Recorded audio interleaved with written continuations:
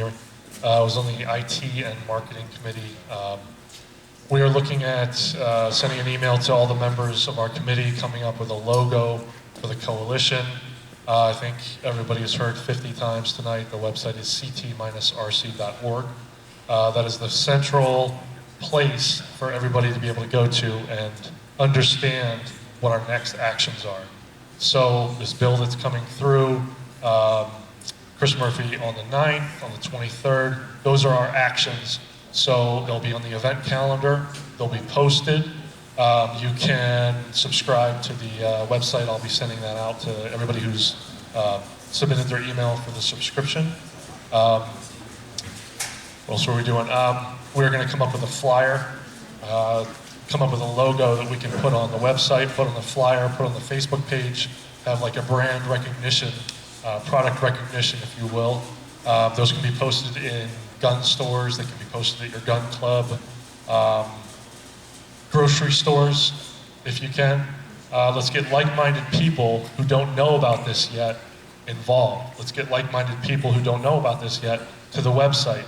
From the website is not a group. The coalition is not a group in that you don't join this coalition.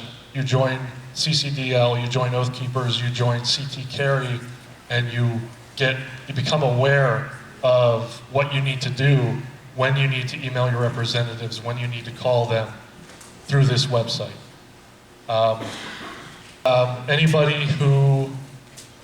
Anybody who sees on the website that I don't have something, that I'm missing a group, if there's a group you're aware of, a group of fishermen, a gun club, a hunting club, if there's some kind of organization that's pro-liberty, pro-civil rights, pro-2A, let me know. I'll contact the administrators of that club or the organization, and I'll get an informal sign-off from them. I'll say, hey, here's what we're doing. Here's the website. Do you like this? Can I post your events on our calendar? Can I get a speaking position at your next member meeting? I went to my gun club, and I'm going to contact my president and vice president of the gun club and ask if I can speak at the next member meeting. Here's the website. Here's what we're trying to do. Here's our coalition. So at this point, I don't personally expect to turn a whole bunch of liberal people into our way of thinking. What my goal is to get like-minded people in Connecticut aware of what we're doing, so when we do need to act, we can have everybody in Connecticut that's on our side acting. Okay, so we talked about, our group is a training group, and we talked about training individuals how to interface with their legislators at political meetings, town hall meetings, how to go about the process of contacting them, the way in which you might do that via the different communication avenues such as emails, phone calls, letters, and that sort of thing. We also talked about practical and physical training, the ways in which we would want to actually prepare ourselves and how to take care of ourselves in the event of things going, the political process not working. And we also, and neighborhood watches, preparedness, that sort of thing. And then the last part that we talked about wanting to do was just having all of those social conversations with the different people in your life, how we can have those conversations in a way that's going to be the most productive and for the purpose of growing our base, growing the number of individuals that understand what the Second Amendment rights issues are, and make them a little bit, hopefully, more educated and open-minded to that and supporting it. Perfect. Hi, I'm reporting in for the media group here. Okay, well, what we did was we just identified the media initially. Of course, the papers are the Hartford Courant, Journal-Enquirer, New Haven Register, Republican American, and the Meriden Record. Also, there's Voices, but I'm not sure what town that is. So what we plan on doing is getting this all written up for you with the telephone numbers and also their email addresses, so that anyone here, it doesn't have to be just our group, we'll probably do more than you guys, but we would like you to email to every one of those papers a story or something, your viewpoint on the Second Amendment and how this is going to be an infringement on your rights. We also identified the radio stations, mainly the ones we know about are 1080, WDRC, 1320 is in the Waterbury area, and there's others, and we would like anyone else who knows more radio stations in Connecticut. And we will be, all of us will be calling into radio stations to give our viewpoint, on the Second Amendment, on things. You can talk about anything you want. You should bring up your emotional arguments against infringement on the Second Amendment.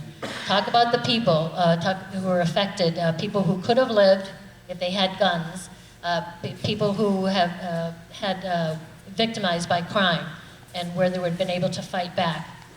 You can talk about how you are going to be leaving the state if there's another curtailment of rights in this state, and there is going to be consequences to that, and the politicians need to know that. You need to point out what Mark Levine always points out. These are temporary politicians taking away our rights that are permanent rights, not... Hi. You hear me in the back? Just nod. My name is Brian. I seem to have been appointed the leader of the voter team.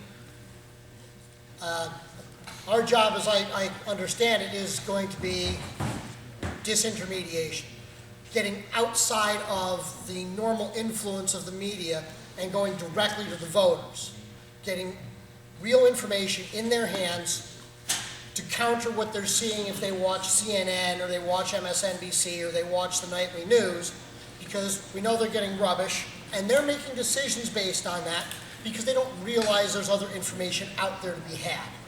So, to that end, one of the things we're going to be looking at doing, just so we know how big of a task we've got before us, we want to find out how many votes did Chris Murphy actually win by against Linda McMahon, for instance, and other things like that. Try and get a lay of the land for what we're going after. So the people we want to reach are the people who would have voted for Chris Murphy without knowing anything about what either candidate actually cared about on issues, and point out to them, this is what Chris Murphy is going to vote to do, and if you actually care about these rights, specifically right now the Second Amendment, you need to vote differently. You need to get in contact with these people and let them know it's not okay for them to do things that you didn't send them to Washington or Hartford to do. Sorry, I'm new at this. Well, my name's Dan Siwi. I wound up being the head of the protest team. And you all know what protest is. You've seen it in all its different forms on television. There are, we had our rally at the Capitol. There are smaller protests. We can spread them across the state. What we're going to need is people to volunteer. We'll need bodies. And we need to know what you guys are comfortable with. And I'd assume that would go through the new website, and we'd be working with the Oath Keepers and CCDL, because they've done this stuff before. I'm just learning. So we're going to need your input on that, and we're going to need flyers, literature, educational materials. We just got to get the word out. We need the facts out there. We need to combat the pure emotion that the anti-gunners are using. And that's all I got. Brooke, how many is it? 14 or 15? I don't know. Legislators? I don't count. Sorry. The people on the task force need to hear from everybody this week. You can copy and this is going to change. You're going to have to click on a notepad or a PDF file. I made a mistake and posted this way. But please go, whichever it is, you'll be able to copy and paste into your email. Read the stuff on this site, on all the other sites. Get some talking points. Make a half page to a one-page letter. Copy, paste, send. After, concurrently with that, tab down a little bit, please. The next people that need to get a little wave of communication into their office is the House and Senate leadership. You can type these names into Google and find out who the raids are. There's also a link with a PDF file to like a 60-page document. You can get all their phone numbers and emails. Okay? Copy, paste, or click on the link, which is going to be there tomorrow. Same stuff, copy, paste into your browser, write the leadership. When you write the leadership, this is the way you address them.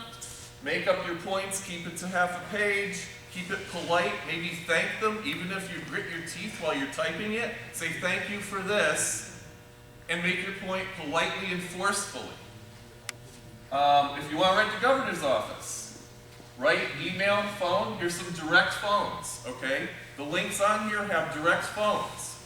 So If you call the building, let's say the minority leadership, okay, there's 12 people in the back office, there's one person answering the phone. If you call and get the one person on the phone, your thoughts aren't really gonna register over the wall into the decision maker. Use this to find the direct stuff in the emails, and please, please, don't walk out and not do anything. Do something this week, because we only have a couple of months, and we're gonna be in New York. Couple of weeks. You have to do it now. Don't put it up, do not put it off. All these things are twirling around, and you can make an impact. We're being outgunned. Stop.